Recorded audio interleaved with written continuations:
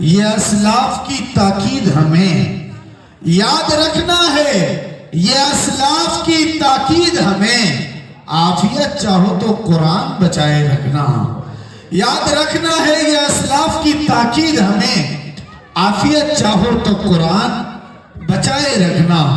الحمدللہ اس وقت ہمارے درمیان دارالعلوم مدھے پور کے ایک موقر استاذ قرآن کریم کی تلاوت ہم سب کو کے سامنے پیش کر رہے تھے اور ہم سب محظوظ ہو رہے تھے۔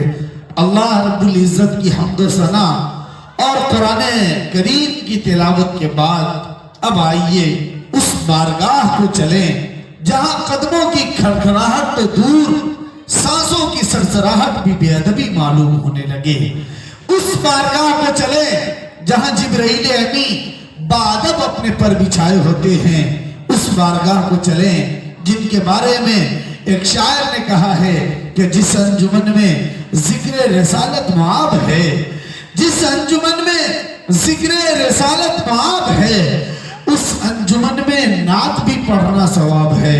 محترم سامعین، یقیناً اللہ رب العزت کی حمد و ثنا کے بعد اگر اس کائنات میں کوئی ذات لائق تعریف و نعت خوانی ہے تو وہ ہم اور آپ کے تاجدار، آقا نامدار، سید ابرار، احمد مختار، محمد عربی صلی اللہ علیہ وسلم کی ذات گرامی ہے، جن کے شان میں منظوم خراج عقیدت کا نغمہ اور نعت پاک کا گلدستہ پیش کیا جائے۔